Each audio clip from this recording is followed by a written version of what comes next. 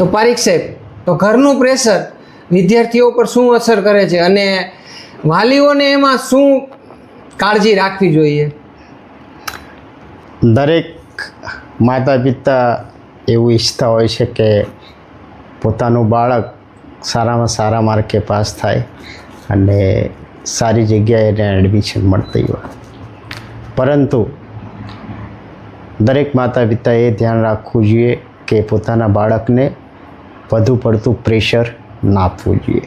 તેમણે તમારા બાળકની જે કૌશલ્ય ક્ષમતા છે, એમની બૌદ્ધિક ક્ષમતા છે, એને પારખવી જોઈએ અને એ પ્રમાણે જ એને એટલું જ પ્રેશર આપવું જોઈએ, એને મોટિવેટ કરવું જોઈએ, એને પ્રેરણા આપવી જોઈએ અને એને સાચી સમજણ, સાચો સહકાર અને સાચી સંગત માટે પ્રેરકરૂપ બનવું જોઈએ.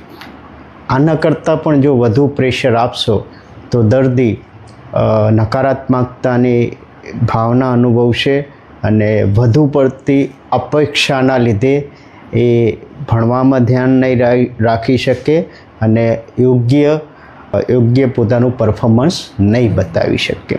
એટલે દરેક માતા પિતાને મારી નમ્ર વિનંતી છે કે લોકોની દેખાદેખી ને લોકો સાથેની સરખામણી ટાળો અને પોતાના બાળકની જે ક્ષમતા છે એ અનુસાર જ એને મદદરૂપ થાવ. ખરેખર સાહેબ, ખૂબ સાચી વાત કીધી કે કમ્પેરિઝન ન કરવું જોઈએ અને ટાળવું જોઈએ. કમ્પેરિઝનના લીધે વિદ્યાર્થીઓમાં તણાવ આવે છે, એ ખરી માહિતી છે સાહેબ.